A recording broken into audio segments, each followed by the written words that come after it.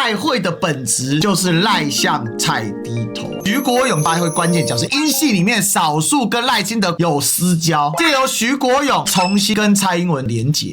赖清德这辈子永远跨不过去的那座山叫做蔡英文。徐国勇这次回来是实权秘书长，他的老板不是赖清德，他的老板是蔡英文，赖清德也控制不了他。国民党玩的都什么小孬孬找死，民进党的斗争就是狠狠的打，一刀进去一刀出来，剪掉走段，用尽全力，对于蓝白极尽可能去裂解。Ladies and gentlemen, welcome the host.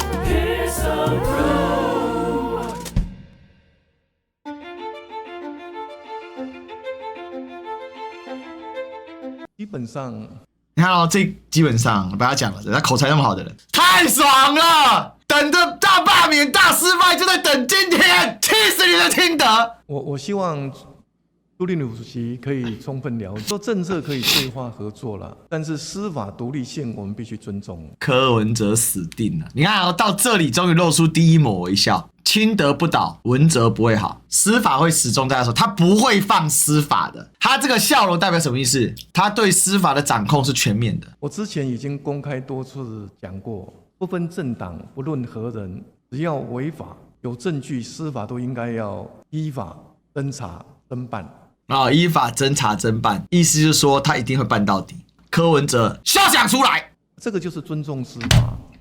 司法也勿枉勿重，并非讲那么长，只有这里拍桌子哦，或是特别的，或是特别的人呐、啊。之前讲过了吧？大罢免、大失败，赖清德有一件事一定会干，就是更加严厉的用司法去撸他的政敌。你看，哎呀，我的天呐 ，T 台已经死定了，还在看 T 台的方向啊，他恶狠狠的盯着 TVS 那边，你们看到？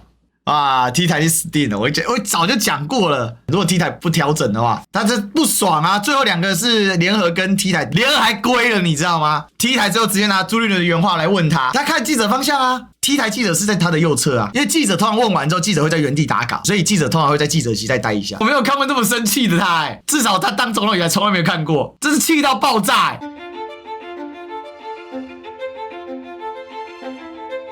这张图从两边的文本去对照嘛。第一个，蔡英文总统来到官邸，我和萧美琴副总统就这些问题和小英总统交换意见。蔡英文来到官邸，我是主人，这是赖清德的叙述。而且什么？我跟萧美琴副总统，所以萧美琴是我叫他来迎接蔡英文，所以蔡英文是来主动拜访。蔡英文写的是我跟赖萧相约在赖总统官邸见面。再来第二阶段，你去看他的文字，罢免公投结束，要更多的声音被听见，才能继续向前一步，和所有人携手合作，带领台湾走向更好的未来。跟所有人，然后你看哦，台湾面临的内外挑战，我来加油打气。我们聚在一起讨论很多，交换了许多意见。国家只有一个，我希望大家继续支持赖总统、萧副总统与执政团队一起为我们现在台湾努力。所以什么意思？叫大家要支持赖清德团队。而赖清德团队呢，发生什么事情？发生必须跟所有人合作。但赖清德可能跟柯文哲合作吗？可能吗？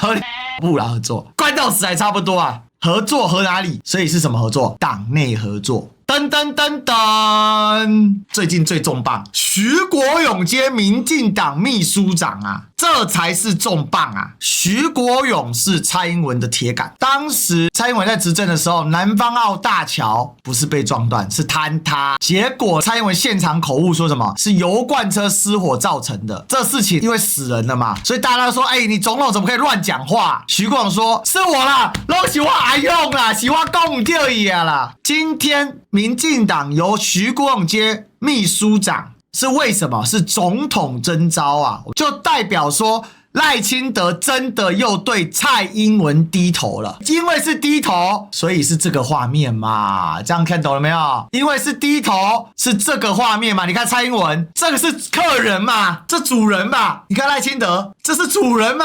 这个是客人吧。赖清德正是对蔡英文服软了。赖清德这辈子永远跨不过去的那座山叫做蔡英文。我们也请总统能够要求他的网军停止对我的攻击啊，这些攻击都对未来的团结没有帮助。我们不是敌人，不必应用网军做各种无谓的攻击啊，甚至不实的抹黑，其实这些都可以停止。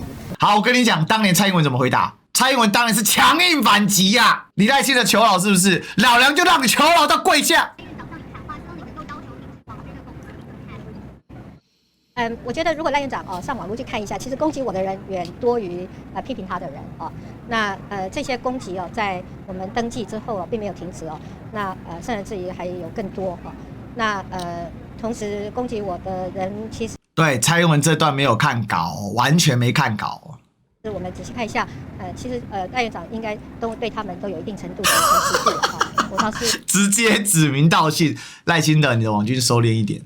是觉得赖院长或许可以呼吁一下他们能够有所节制那至于网络上有很多的网友他们是支持者他们绝对不会是拿钱办事的网军所以我们也不必要给他们贴这个标签。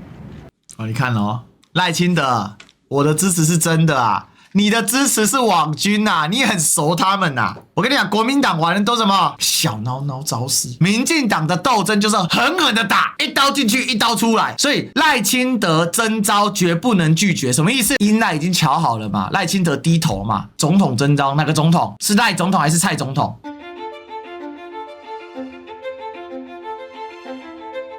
我们来看一下这一段。我是徐国勇。这是政论节目主持人徐国勇最后一次主持节目，因为他要转换跑道接民进党秘书长。总统来找我跟我讲的时候，我是认为我是个党员。那如果需要的时候，用一句比较肉麻一点的话，叫战士没有选择战场的权利了。假如总统征召我，我也就不能拒绝，我就一定要到。原来是赖总统亲自出马说服徐国勇回民进党党中央操盘，时间点就在726大罢免失败之后。当他跟我讲二党要有人来领导，那现在少了个秘书长国勇你来了。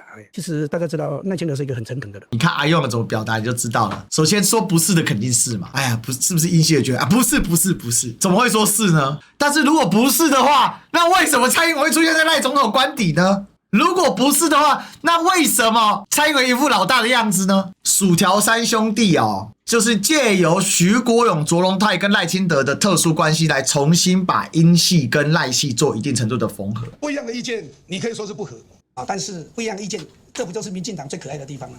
如果民进党什么都是一个人讲的就算数，那就不是民进党了。所以我是觉得说不必考虑这个。至于苏巧慧，大家怀疑我会不会等等，我不会以私害公，也不会以情害义，大家放心。我当秘书长对于党内的初选一定是公平、公开、公正，各凭实力去取得你们参选的资格。你取得参选的资格，徐国勇一定尽全力来辅选但是不一样的意见，这不就是民进党最可爱的地方吗？代表徐国勇这次回来是实权秘书长，不是虚衔。为什么？不一样意见代表主席跟我交代什么，我一定要听吗？那这更显得他的英系色彩。他的老板不是赖清德，他的老板是蔡英文。如果民进党什么都是一个人讲的就算数，那就不是民进党了。不是什么都一个人讲的都算数，赖清德也控制不了他。至于苏巧慧，大家怀疑我会不会等等，我不会以私害公，也不会以情害义。因为苏跟徐很不好，当行政院长跟内政部长的时候非常不好。我们讲这个英赖会的本质其实就是赖向蔡低头啦。而徐国勇就在里面发挥关键角色，因为徐国勇是英系里面少数跟赖清德关系非常好的人，有私交，所以借由徐国勇来重新跟蔡英文做一定程度的连结。所以你就看亮哥说什么，赖清德去拜访蔡英文，我认为就是在请蔡英文建议秘书长人选。赖清德接下来防英系反扑所以这也是一个不得不的动作赖清德相当喜欢徐国勇，不然不会找他当第一大部的内政部长。薯条三兄弟赖清德、卓荣泰、徐国勇的政治资源能量都远超过卓荣泰，所以如果明年赖清德真的被迫辞掉党主席，可能就是徐国勇站代了。那徐国勇能力也远超过林右昌嘛，林右昌本身能力很差嘛，所以这里面有很多的一些想法。那这些想法其实汇集在一起，就是赖清德只能向蔡英文低头。对赖清德来讲呢，稳住党内的派系是必然的，所以他必然会有更多的像英系或者像非赖系或泛赖系让利的部分，这是肯定的，因为他是镇不住脚。赖清德执政之处就三重少数党内少数、执政少数、国会少数嘛，所以对赖清德来讲，国会斗争失败，执政少数没办法改嘛，因为投出来就长这样了，要4年才能改一次，只剩党内少数可以赶快改正，所以他必然要先稳住党内嘛。那在这个过程当中，他对党内的派系的斗争是加剧，是放松。我告诉大家，绝对是放松会从严厉打击转向笼络。所以前几天吴子嘉董事长那边说，民进党党内派系斗争会更加激烈，说对了一半，争夺资源会更加激烈，因为赖清德要放水了。赖清德现在来讲，他要做什么事情？他现在就是把蛋糕分得更好，他就可以稳住他的基本盘。那对于蓝白当然是极尽可能去裂解它，裂解得了就裂解，如果裂解不了呢，想办法釜底抽薪嘛。柯文哲是肯定要关到死的，只要清德不倒，文哲不会好。第二个，开始追杀黄国昌，打你国民党打不动，难道打你民众党打不动吗？第三个，检调的手段会用尽全力，这都是政权末期的一个特征啊，因为利益太深了嘛，光电利益、生技利益，还有一个晶片产业链的利益。所以黄国昌现在变美国昌啊，每天追杀他啊，连他孩子的身份证字号都给他挖出来啊，要把黄国昌给死斗嘛。大家要了解到，民进党在斗争是很残酷的，但是民进党叫既联合又斗争，斗到死是要斗到死，但是该分果果、该一起抢劫掠夺的时候，那是不会放松的。